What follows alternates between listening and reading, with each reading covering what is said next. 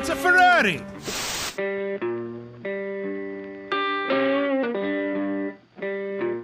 A real Ferrari!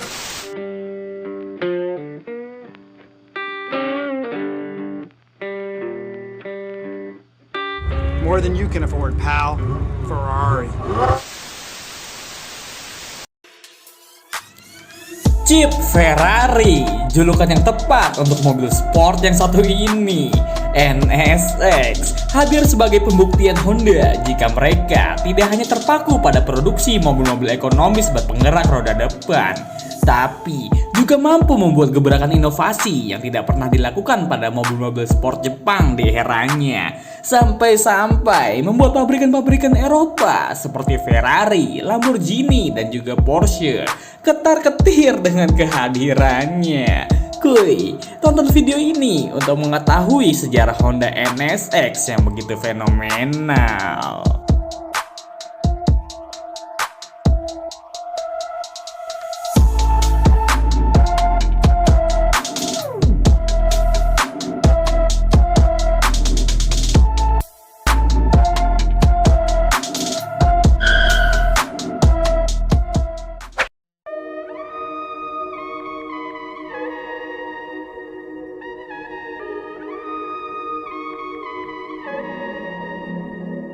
Tahun 80-an adalah masa keemasan mobil sport Eropa.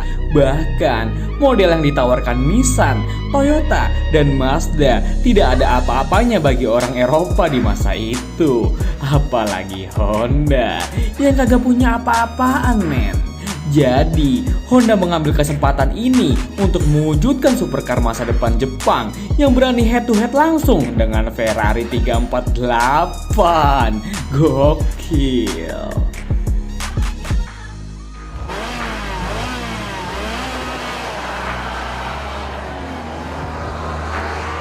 Shigeru Uehara yang diberi mandat sebagai pemimpin dari proyek besar ini langsung mendirikan pabrik khusus di prefektur Tochigi dengan memilih 200 karyawan Honda terbaik dan juga tercerdas yang harus memiliki pengalaman minimal 10 tahun untuk meneliti dan mengembangkan mobil ini nanti, men. Terus, apa yang harus dilakukan Honda untuk mengalahkan Ferrari? Ya, dengan merekrut perusahaan desainer dari Ferrari itu sendiri, men. Genius. Tahun 84, proyek ini dimulai. Studio desain legendaris Pininfarina yang pernah mendesain Ferrari Testarossa, Ferrari 248 TB, dan bahkan Ferrari F40 ditugaskan Honda untuk membuat konsep desain yang mereka namakan HPX atau singkatan dari Honda Pininfarina Eksperimental. Akhirnya, setelah identifikasi melalui penggunaan diagram konseptual, Honda mulai menemukan kata kunci dalam pengembangan mobil baru mereka. Diagram adalah cara untuk merepresentasikan power to weight ratio di sepanjang sumbu Y dan wheelbase to weight ratio pada sumbu X, yang kesimpulannya menemukan titik NSX. NSX bertujuan untuk memposisikan dirinya keluar dari dunia mobil sport konvensional agar sedekat mungkin dengan mesin F1, men. Anjay. Jadi, diputuskan bahwa NSX harus menggunakan bodi full aluminium untuk meminimalisir berat. PR-nya lagi adalah belum ada pabrikan mobil yang pernah membuat mobil yang bahan utamanya dari aluminium, men. Sampai-sampai para pemasok berpikir skeptis dengan ide gilanya Honda tersebut. Tapi Honda yakin kalau mereka bisa melakukannya. Dan jadilah prototipe pertama Honda NSX yang bodinya full aluminium, men. Gokil. Dan dicekokin mesin V6 2700 cc kepunyaan Honda Legend yang udah ada. Shigeru Uehara tidak puas dengan kinerja mesin tersebut dan mengembangkan mesin yang benar-benar baru dengan kode C30A V6 3000cc, nggak pakai turbo tapi sudah bisa tembus 270 horsepower, men. Anjay, masih belum puas juga. Demi mewujudkan ambisi Honda memiliki mobil sport yang mendekati mobil F1, Honda pun melibatkan pembalap F1-nya langsung, men, untuk mengembangkan mobil ini. Siapakah dia? Ialah Ayrton Senna.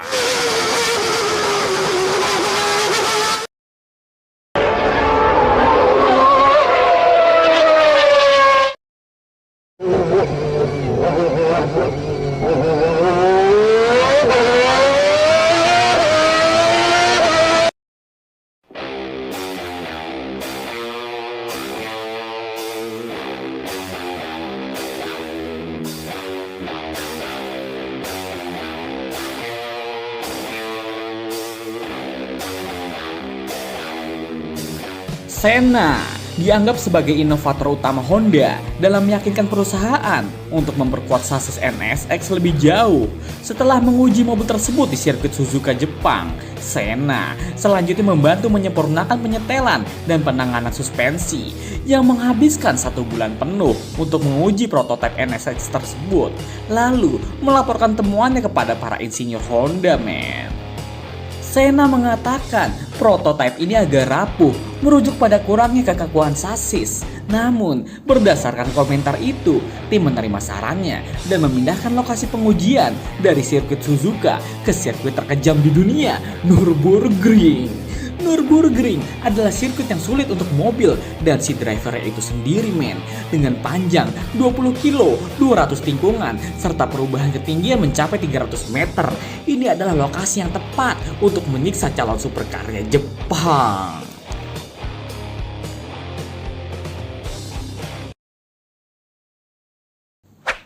Data uji yang diambil di Jerman segera dikirim kembali ke Jepang dan hasilnya kekakuan mobil meningkat 50% dibandingkan sebelumnya.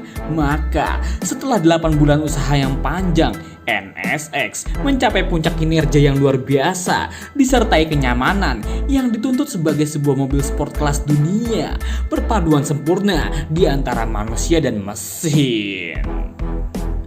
Chicago Auto Show yang diadakan pada tahun 89 menjadi debut pertama NSX tampil di depan orang banyak dan diperkenalkan di bawah merek eksklusif Honda, Acura.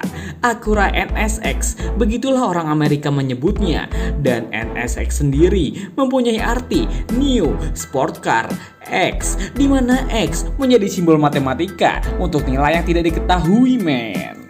Kelahiran NSX menjadi pembuka ke era baru mobil-mobil sport dan mengubah persepsi pabrikan mobil di seluruh dunia bahwa mobil sport dapat memiliki performa dan kenyamanan dalam satu kendaraan. Bahkan, saking banyaknya permintaan, orang Jepangnya sendiri harus inden 3 tahun untuk memiliki NSX impian mereka, men. Anjay.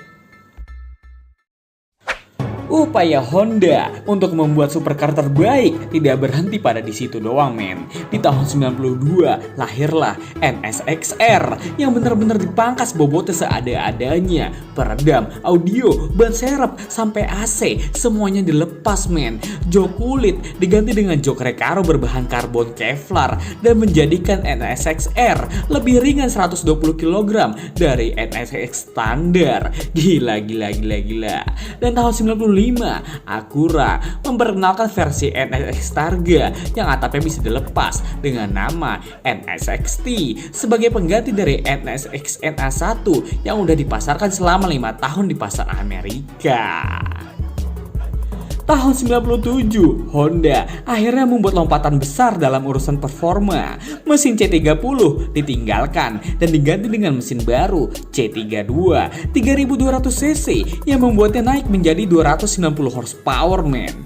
Dibarengi dengan perilisan NSX S dan NSX Type S0, di mana NSX Type S0 lebih berorientasi untuk penggunaan balap sirkuit karena lebih ringan 50 kg dari Type S, men.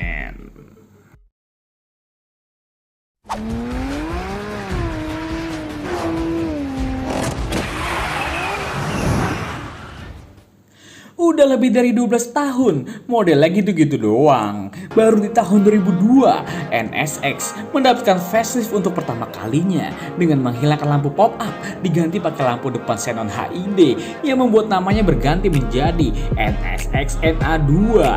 Di versi ini, Honda memutuskan untuk membuat versi yang lebih ekstrim lagi untuk bisa ikut balap Super GT di Jepang yang mereka namakan NSX RGT. Perbedaan paling mencolok tentu saja penambahan snorkel atau air scoop di atas kepala yang berfungsi penuh nyalurin udara lebih banyak ke mid engine-nya, men. Sayangnya, Honda harus menghentikan produksi NSX di tahun 2005 karena angka penjualan yang dikit, men. Dan aturan baru Super GT yang hanya mengizinkan mobil bermesin depan buat boleh berkompetisi. Apa lo pikir Honda bakal nyerah gitu aja? Walau NSX udah nggak boleh ikut ajang Super GT, tapi Honda comeback di musim tahun 2010 dengan membuat mobil konsep, yaitu HSV010 bermesin 3400 cc V8 dan langsung juara mengalahkan GTR yang begitu mendominasi di ajang tersebut, men. Walau tidak pernah terrealisasi bentuk produksi massalnya, tapi mobil inilah yang nantinya akan menjadi sebuah acuan generasi Honda NSX selanjutnya.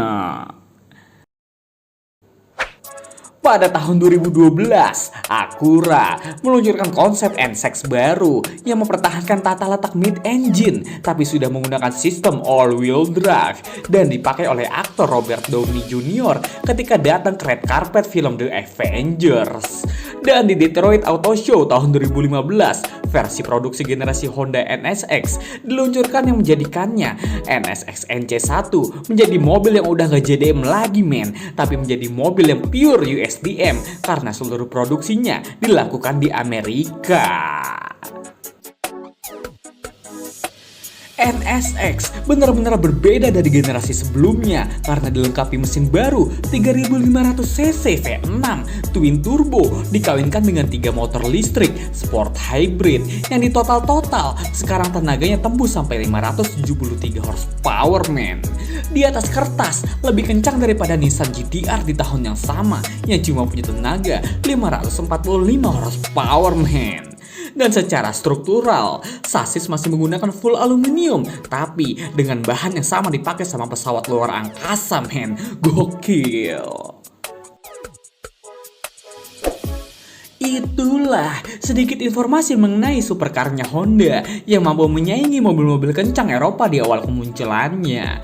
NSX akan selalu menjadi sebuah ikon supercarnya Jepang karena tidak banyak pabrikan Jepang yang berani mengembangkan sebuah mobil bermesin tengah, men. Terima kasih yang udah nonton, sampai jumpa di video-video selanjutnya.